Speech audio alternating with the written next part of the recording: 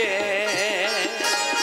রাম নাম রস পিজে রাম নাম রস পিজে রে মনুয়া রাম নাম রস পিজে রে মনুয়া রাম নাম রস পিজে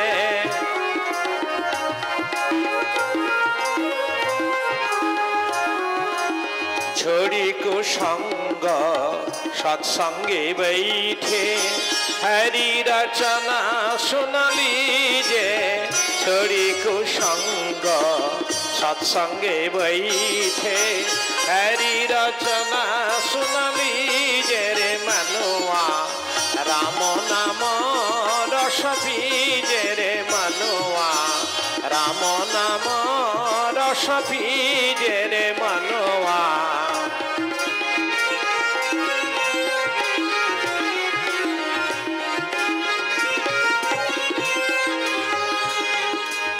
काम क्रोध मद लोभ मोह की काम क्रोध मद लोभ मोह की बाहा चित से दीजे मीरा कहे प्रभु राम गिरिधर मीरा कहे प्रभु राम गिरिधर ओही रंग में भीजे रे मनुआ राम नाम रस पीजे रे मनुआ राम नाम रस पीजे এই ভাবে ভগবান রামচন্দ্র অযোধ্যার সিংহাসনে রাজা হয়ে বসেছেন বামে বসেছেন সীতা মাতা রানী হয়ে লক্ষণ শ্বেতছত্র ধারণ করে ডাইনে দাঁড়িয়েছেন শ্বেত চামর ব্যজন করছেন ভরত শত্রুঘ্ন সীতারামকে পদতলে ভক্ত হনুমানজি সীতারামের পদসেবায় রত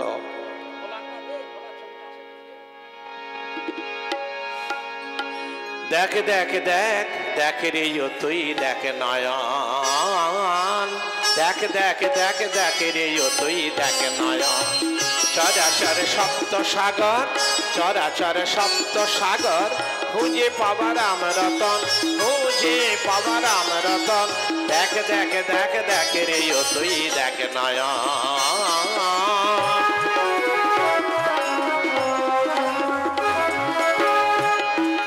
ब्रह्मा जाने धीरे धरे ओरे ब्रह्मा जाने धीरे धरे करछे बसे योगासन जाहार लागी কৈলাস ত্যাগী ওরে যাহার লাগি কৈলাস ত্যাগী শ্মশানবাসী পঞ্চানন শ্মশানবাসী পঞ্চানন দেখ দেখ দেখ দেখ রে ও তুই দেখ নয়ন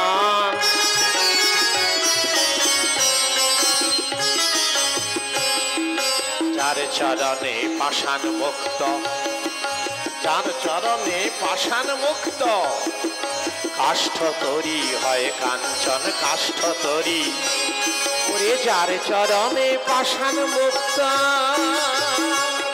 ওরে কাষ্ঠ তরি হয় কাঞ্চন আবার যার করুণায় দস্যু করে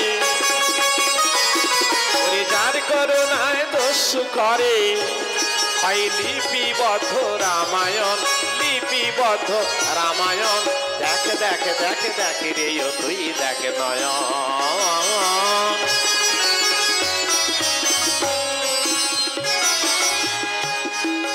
ওই যে বামে রয় সুঠামে ওরে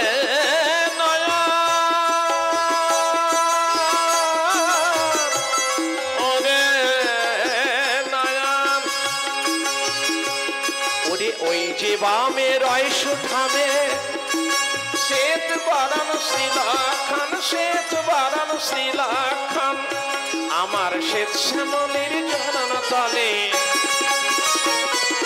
राम लक्षणेर चरण तले दिन अनाथ बंधुर मजरे मन ए दिन सुबलेर मजरी मन देख देख देख देख रे तुई देख नयन देख देख नयन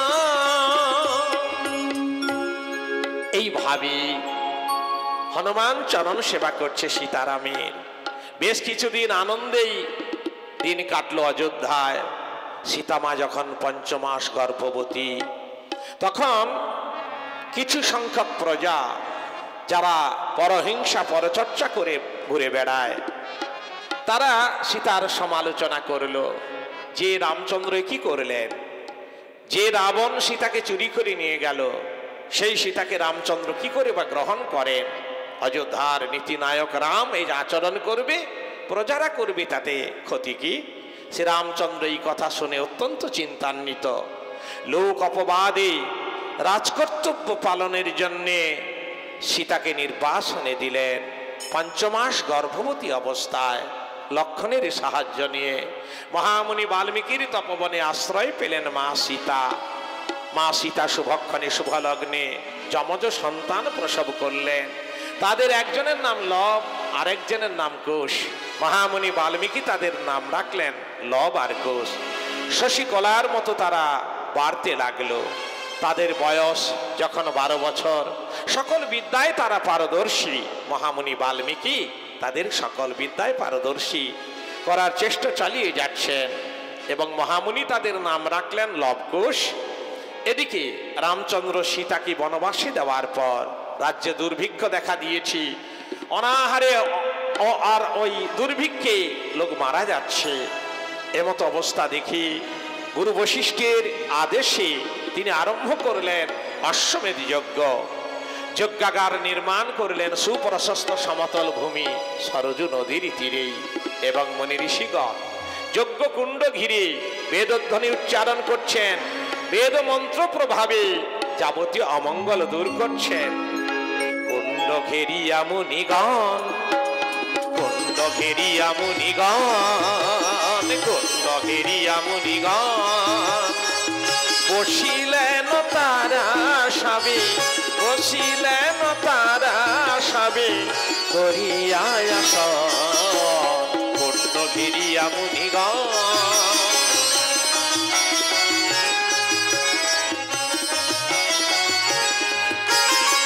যজ্ঞকুণ্ড ঘিরে যত মুনিগণ বসিলা, যজ্ঞকুণ্ড ঘিরে যত মুনিগণ বসিলা।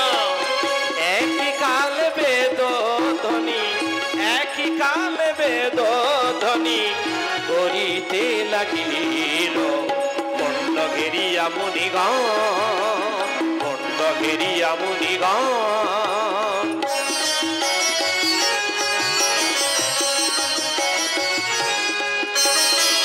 বেদ মন্ত্র উচ্চারণ করিয়ে কালে মন্ত্রের প্রভাবে অগ্নি, মন্ত্রের প্রভাবে অগ্নি আপনি সে জলে। কুণ্ড ঘেরিয়া মুনিগণ, কুণ্ড ঘেরিয়া মুনিগণ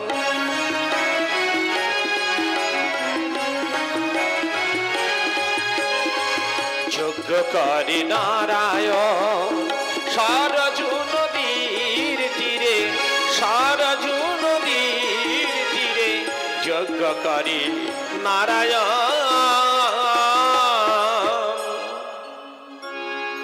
যজ্ঞ কার্য চলেছে প্রায় 1 মাস হলো যজ্ঞ। তো বিধি অনুসারে গুরু বশিষ্ঠের পরামর্শে সেই যজ্ঞাশ্বটি মুক্ত করলেন। জয়পত্র লিখে দিলেন কপালে, রাম নামে রাজা আমি অযোধ্যা নগরী, অশ্বমেধ যজ্ঞ করি আনন্দ অন্তরী। এই আমার যজ্ঞাশ্ব ভ্রমিবে ভারতে, যেথা ইচ্ছা সেথা যাবে আপনার জিতে। ইতি শ্রীরামচন্দ্র। এইভাবে অশ্বটির কপালে জয়পত্র লিখে অশ্বটি মুক্ত করলেন। লক্ষণ শত্রুঘ্ন সেনাপতি আর অসংখ্য ওই সৈন্য 14,000 বলবান সৈন্য রয়েছে। যজ্ঞাশ্ব আগে আগে চলেছে, যজ্ঞাশ্বের পেছনে চলেছে হাজার হাজার বলবান সৈন্য। লক্ষণ শত্রুঘ্ন যজ্ঞাশ্ব ছুটে চলেছি, ভারতবর্ষের বিভিন্ন প্রদেশ ভ্রমণ করছি। পূর্ব, উত্তর, পশ্চিম, দক্ষিণ ভারতবর্ষের নানা স্থান ভ্রমণ করছি। অঙ্গবঙ্গ কলিঙ্গ যুগন্ধর কাণ্ডকুব্জ কুরুজাঙ্গল কাশী কাঞ্চি অবন্তী মথুরা মদ্র মস্র দাবির একই প্রভৃতি প্রদেশ গমন করছি। কোনো প্রদেশের কেউ ধরতে পারল না। অবশেষে সেই অশ্ব যখন যজ্ঞাগার অভিমুখে ছুটে চলেছে, আর যখন যায় মহামুনি বাল্মীকির তপবনের উপর দিয়ে, সেখানে রয়েছে সীতামায়ের যমজ সন্তান লব আর কুশ। চঞ্চল নবদল ভাই দুইজন, চঞ্চল নবদল ভাই দুইজন।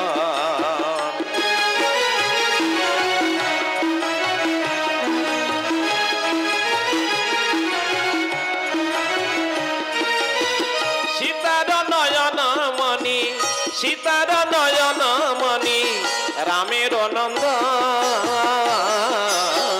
চঞ্চল নবদল ভাই দুইজন।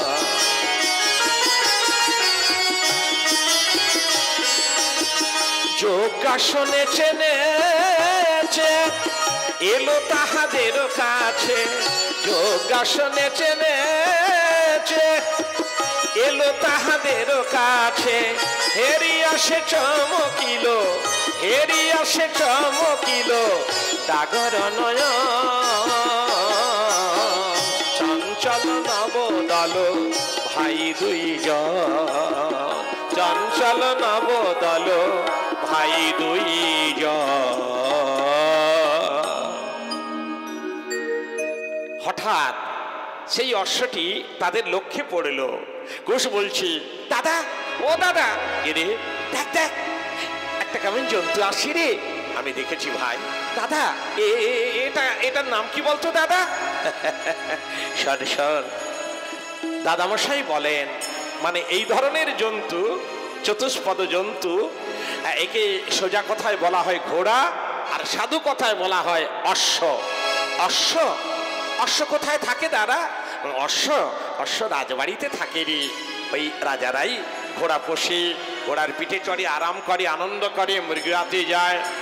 দাদা আমরা তো কখনো ঘোড়ার পিঠে চড়ে আরাম করিনি, আনন্দ করিনি। আয় না, আয় আয়, ঘোড়া একটু ধরিয়া দেখবো কেমন আনন্দ পাওয়া যায়। ধরবি? তবে নয়, চল। এতেকে বলিয়া জানকী নন্দন, এতেকে বলিয়া জানকী নন্দন ঘোড়ার সম্মুখে চলিল, ঘোড়ার সম্মুখে চলিল। জয় পত্র দেখিয়া খুশি থমকিয়া দাঁড়ালো, থমকিয়া দাঁড়ালো। দাদা, দাদা রে। কি রে? না না না না না, আরে কোনো চলবে না, ধরিস নে ধরিস নে। ওই ঘোড়ার কপালে কি একটা লম্বা করে জয়পত্র ঝোলানো আছে না? হ্যাঁ, আমি পড়বো, পড়। লেখা আছে, রাম নামে রাজা আমি অযোধ্যা নগরী, অশ্বমেধ যজ্ঞ করি আনন্দ অন্তরে। এই আমার যজ্ঞাশ্ব ভ্রমিবে ভারতে, যেথা ইচ্ছা সেথা যাবে আপনার চিতে। বীর বংশে বীর পুত্র হও যেই জন, সেই জন মমস্য করিও ধারণ। দুর্বলের পুত্র যে বা অশ্বকে ধরিবে, মামা হস্তে সবংশে সে নিধন হইবে। ইতি শ্রীরামচন্দ্র। দাদা এটা হচ্ছে অযোধ্যা রাজা রামচন্দ্রের যজ্ঞের ঘোড়া। দাদামশাই বাল্মীকি সেই যজ্ঞে নিমন্ত্রিত, তা সেই যজ্ঞের ঘোড়া রাম ছেড়ে দিয়েছে। তো দাদা, তবে রামচন্দ্র ছাড়ুক, তাতে কোনো দুঃখ নেই, কিন্তু ওই ঘোড়াটির কপালে যে জয়পত্র, তা দেখে মনে হচ্ছে, জয়পত্র দেখে মানে তিনি অহংকার মিশিয়ে লিখেছেন, অহংকার মিশ্রিত লেখা। দাদা দাদা, ওই রামচন্দ্রের অহংকার আমরা চূর্ণ করব। আয় ঘোড়া ধরি, আয়, আমরা জগৎকে বুঝিয়ে দেব রামের সঙ্গে যুদ্ধ করে যে আমরাও বীরপুত্র, আমরাও রাজপুত্র, সতুপুত্র। এতেকে বলিয়া জানকী নন্দন, এতেকে বলিয়া জানকী নন্দন করে সরাসন ধরিল,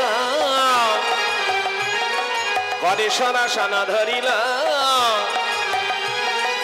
পানহান লতাগুল ময়ানি অশ্ববন্দী করিল, বান হানিয়া লতাগুল ময়ানি অশ্ববন্দী করিল।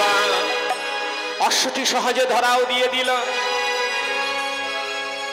বড় বৃক্ষের সঙ্গে লতা গুল্ম দিয়ে বেশ করে কষে বেঁধে রাখলো। অদূরেই লক্ষণ শত্রুঘ্ন হা করে তাকিয়ে রইল। ভাবলো এ কি হলো, কতগুলো রাজ্য ঘুরে ঘুরে আসলো যক্ষাস্য, কোন প্রদেশের কেউ ধরবার মতো সাহস বা সাধ্য হলো না। সামান্য ঋষি বালক, এই মহামুনি বাল্মীকির তপবনে দুটি ঋষি বালক, এরা ধরে ফেললো। এদের বয়স আর কত হবে, 10 কি 12 বছর বয়স। এই অল্প বয়সে এরা ধরে নিল। শোনো সৈন্যতা, এটা ঋষি প্রদেশ, এখানে ভালো ওই পাঠশালা নেই, শিক্ষা কেন্দ্র নেই। ওরা অবুঝের মতো ঘোড়া ধরেছি, ওরা খেলার সামগ্রী মনে করে ধরেছি। এটা ওই মানে যজ্ঞের ঘোড়া, এটা কখনো চিন্তা করেনি। আমি বুঝিয়ে ওদেরকে আজ থেকে অশ্বমুক্ত করব, তোমরা একটু অপেক্ষা করো। আয় শত্রুঘ্ন, আয় ভাই। লক্ষণ শত্রুঘ্ন এগিয়ে গেলেন এবং লবকুশের কাছে গিয়েই দেখেই চমকে উঠলেন। একি ভাই শত্রুঘ্ন, ওরে দেখ, এই বালকদের বদন পানে চাইলে কেন আমার সীতা মায়ের কথা মনে পড়ে। হায় হায়, আমার মন কি বলে জানিস, ওই বালকদের দেখে কেন আমার সীতা মাকে পড়ে মনে। আমার মাকে রেখে গিয়েছিলাম এই বাল্মীকির বনে, কেন মাকে মনে পড়ে গো। সীতা মাকে মনে পড়ে গো, মাকে মনে। কারা এরা জানি না, বাল্মীকির তপবনে আমার মাকে মনে পড়ে গো। ঠিক 12 বছর আগে আমি জনক নন্দিনী সীতা মাকে এই তপবনে লোক উপবাদে দাদা রামচন্দ্রের আদেশে বনবাসে দিয়ে গিয়েছিলাম। আর এদেরও বয়স প্রায় 12 বছর। হ্যাঁ, মাকে তো 5 মাস গর্ভবতী অবস্থায় রেখে গিয়েছি। আমার মনে হয় মায়ের সেই গর্ভজাত সন্তান ভূমিষ্ঠ হয়ে এরাই এত বড় হয়েছে। ওদের বদন কমলে সীতা মায়ের মুখচ্ছবি জল জল করে ভেসে উঠছে। না না না, ওদেরকে আমি জিজ্ঞাসা করি, ওদের বুঝিয়ে অশ্বমুক্ত করতে হবে। বালক বালক বালক, আমার সঙ্গে কথা বলো। দাদা, উনি বোধহয় রাম, তুই কিচ্ছু বলবি না, যা বলতে হয় আমি বলবো। বালক, কি বলছে বৃদ্ধা? বাবা বালক, তোমরা তো বালকই বটে। হ্যাঁ, আর আমার কিছু চুল পেকে গিয়েছে, বয়স হয়েছে, তাই বলি বালকের বিপরীত শব্দ বৃদ্ধ বলে আমাকে পরিহাস করলে। আচ্ছা বালক, এই তপবনে মানে তোমরা অশ্ব ধরেছ, দেখতেই তো পাচ্ছ আমরাই ওই অশ্ব ধরেছি। আচ্ছা, ভালোই হয়েছে। শোনো, আচ্ছা তোমরা কি জানো এটা যজ্ঞের অশ্ব, মানে যজ্ঞের ঘোড়া? আমরা জানি মশাই। কি করে জানলে? ওই যে ঘোড়ার কপালে জয়পত্র লিখে রেখেছ, ওই জয়পত্র পড়েই আমরা বুঝতে পেরেছি এটা অযোধ্যা রাজা রামচন্দ্রের যজ্ঞের ঘোড়া। বাহ, তাহলে এই অশ্বটা ছেড়ে দাও। ছেড়ে দেবো কেন? ছেড়ে দেবো বলে কি এই অশ্ব ধরেছি? কি করবে? যুদ্ধ করতে হবে, যুদ্ধ যুদ্ধ। হ্যাঁ, যুদ্ধ করবি? হ্যাঁ, আমরা মানে রামচন্দ্র গর্ব মিশিয়ে লিখেছি, যেই জন বীর বংশে বীর পুত্র হবে সেই জন এই অশ্ব ধরবে। দাদা মশাই, বাল্মীকি আমাদের সর্বদা বলেন, ওরে তোরা বীর পুত্র, তোরা রাজপুত্র। ওই লেখাটা দেখে মনে হলো আমরা বীর পুত্র কিনা বানে বানে পরিচয় দেব। তা তুমি কি অযোধ্যা রাজা রাম? না, আমি রাম নই। ও, তুমি রাম নও? তাহলে তোমার সেই রামকে পাঠাবে, যাও, তারই সঙ্গে বানে বানে যুদ্ধ হবে। আমরা বুঝিয়ে দেব এই সমাজে সংসারে বীরপুত্র আছে কি না।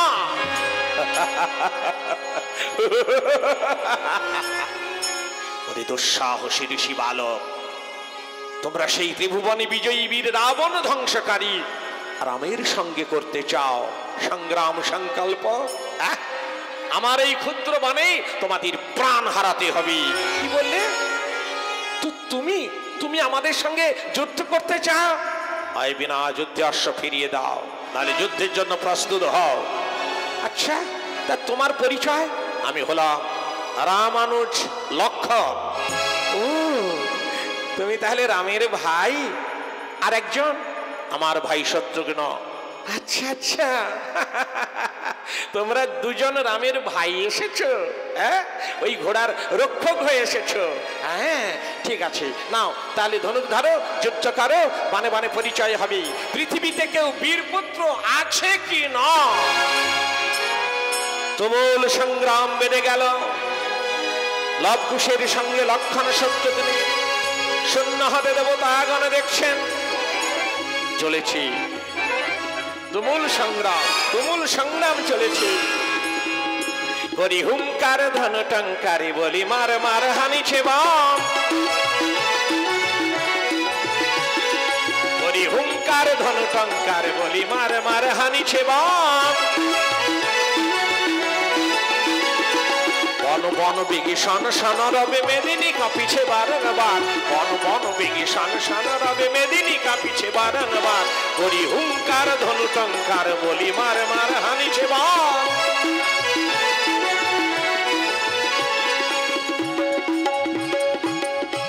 লক্ষণ মারে বান ডাকে সবে ত্রাহি মাগে, তাহা দেখি হাসিছে জানকী নন্দন। লক্ষণ মারে বান ডাকে সবে ত্রাহি মাগে, তাহা দেখি হাসিছে জানকী নন্দন। ছুটিয়া কুশের বান করিয়া গর্জন, সদরে কঠিন বান করে বিনাশন।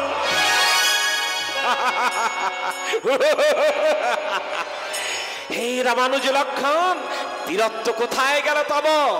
মন্ত্র পড়ি মারিয়ে বে লতাবান, বন্দী হইয়া থাকো তপবনে। লবকুশের নিক্ষিপ্ত লতাবানে লক্ষণ শত্রুঘ্ন হাজার হাজার বলবান সৈন্য সকলে বন্দী হয়ে গেল, পরাস্ত হয়ে গেল।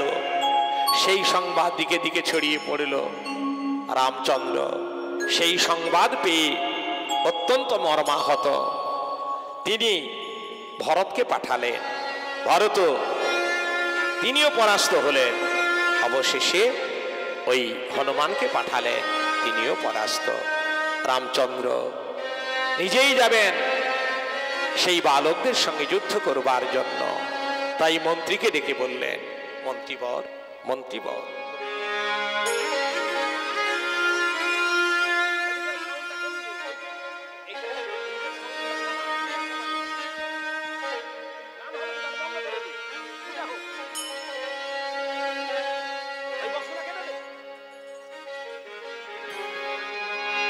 হরে কৃষ্ণ হরে কৃষ্ণ।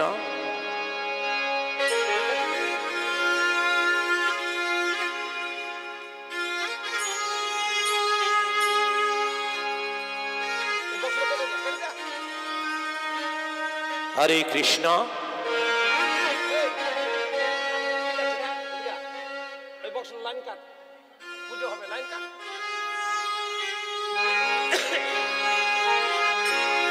হরে কৃষ্ণ, জয় রাধে।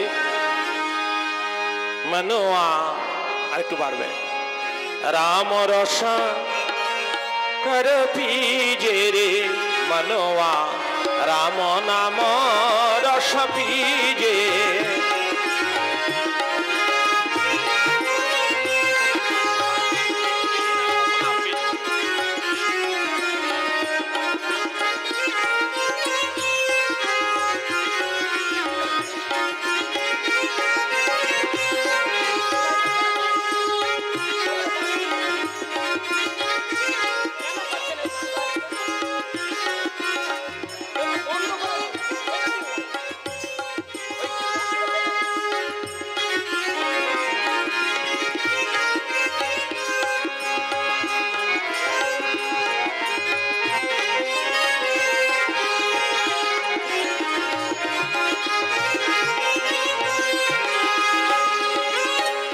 কৃষ্ণ।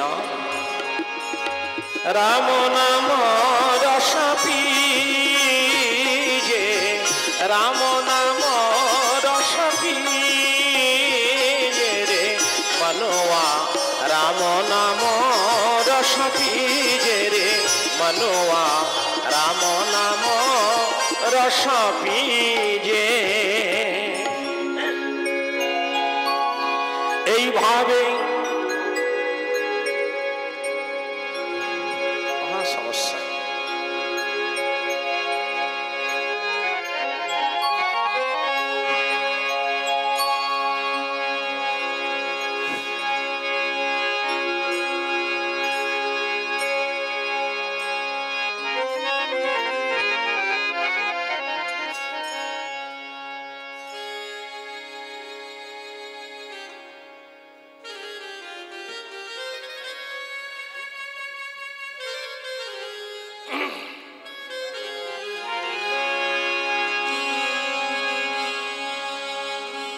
ভাবের গান। একটা ধ্যানে বসেছিলাম গান গাইতে, সব ধ্বংস করে দিল।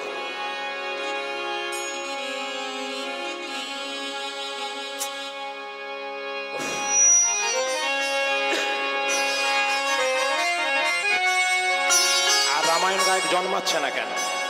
জন্মাবে।